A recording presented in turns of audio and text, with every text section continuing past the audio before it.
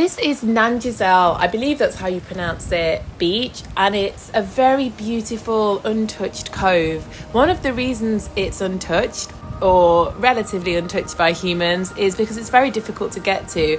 I'm going to share with you the route we took and the absolutely beautiful, awe-inspiring scenery that we saw along the way, and a couple of easier routes that you could potentially try as well if you didn't want to do the hair-raising cliff walk. So reasons to visit this beach is the white sand. It has two beautiful waterfalls that run down onto the beach, but the true highlight is this sea chasm, which is known as the Song of the Sea Cave, and it's like a slit, and when the sunlight comes through it just makes the water look crystalline. It's beautiful. I will say the beach itself is a little bit hard to navigate around, as you can see, because it's full of huge boulders. It's not one of those beaches where you can just get onto the sand, take your shoes off and run around.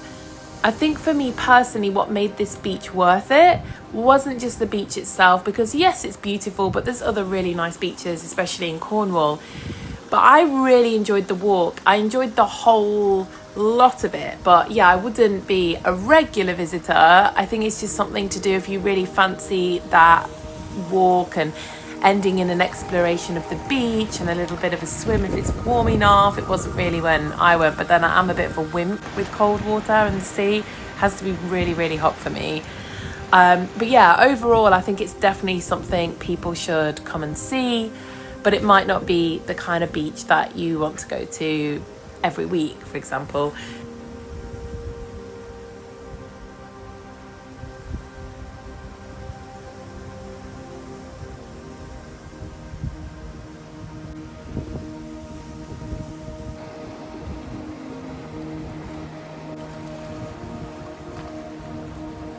So it's an absolutely glorious day, and we're walking from Land's End, where we parked the car, and just walking now to Nanjizal, I think it's pronounced, beach.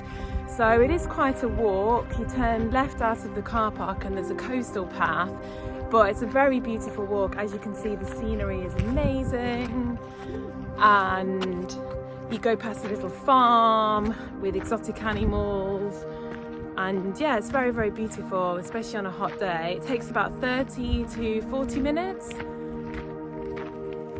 So that was definitely an underestimate. It did take a long time to walk. To be fair, I did stop and take videos constantly, and I also was doing this with my parents who are into their 70s, and that does mean that if they can do it, probably most people can.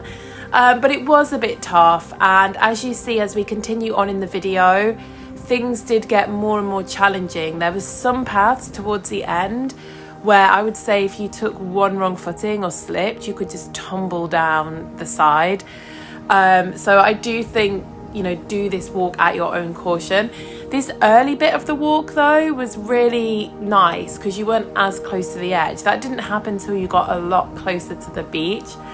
But this beginning bit was absolutely stunning. I just absolutely love looking at some of the rock formations. They looked prehistoric to me.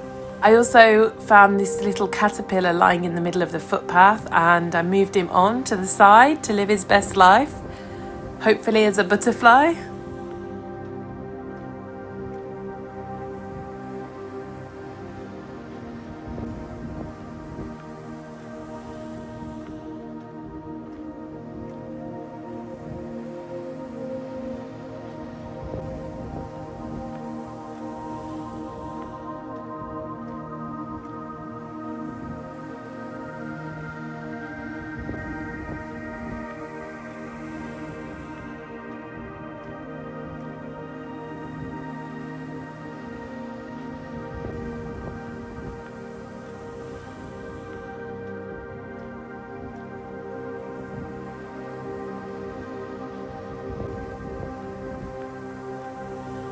So when you see these boulders, that's a sign that you're getting a little bit closer.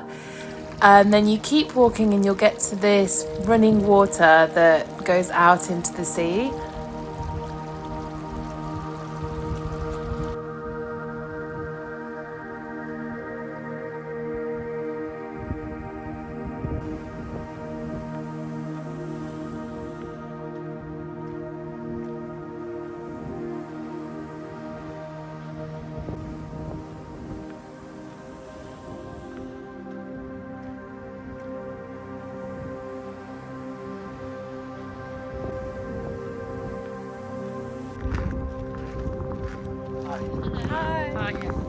We passed some friendly hikers here, and you can just see the cove over there in the distance in that last clip. This one you're seeing here is a false flag. It's a cove that's probably inaccessible to all but the most daring. Looks very pretty though. So this is where the path began to get somewhat more dangerous and a lot more hair-raising.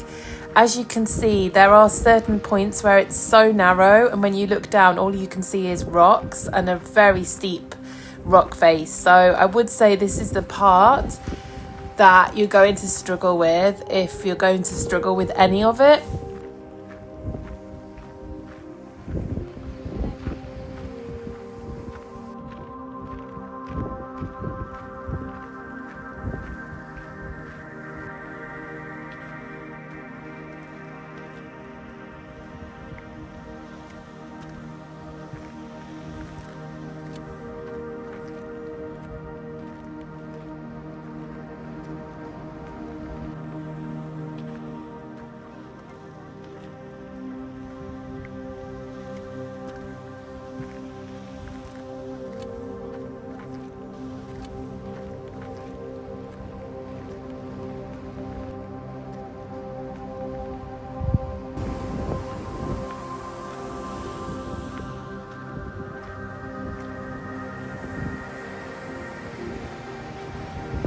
You can now see Nanjizal, and so finally we were here.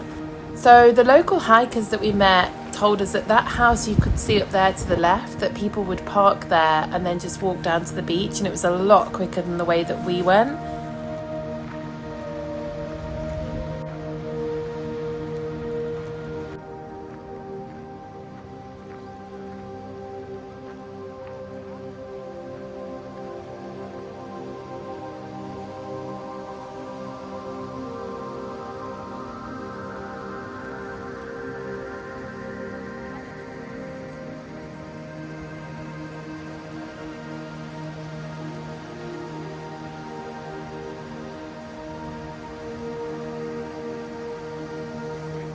So this is the bridge that you will cross, and then there seems to be a few local ponies which make the place even more magical.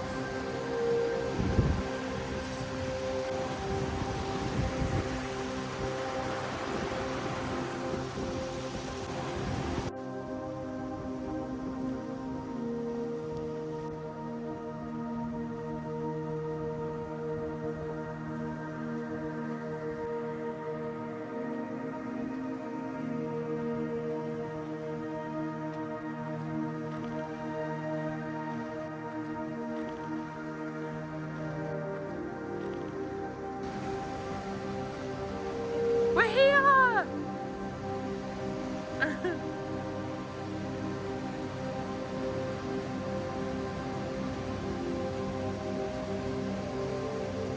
You can check my earlier part of the video for how beautiful the beach looks. Once I got here, I had a rest and a snack, and then they do have this little point here where you can stand on the edge and take a photo. I don't think my mum quite understood that you have to drop low and make it look like you're on the edge of a terrifying cliff, but I'm sure you could do that there. It did actually feel quite scary looking at it. We decided to walk a different way back, not to do the terrifying cliffside again, and we walked through Trevilly. And don't be alarmed, you will walk through seemingly people's gardens and fields, but keep following the yellow arrows. The only downside of this way is that you have to climb up a huge flight of stairs just when you get off the beach to get onto this track. That did take a while, but once we got to the top of that, it was about a 25-minute walk back to Land's End car park.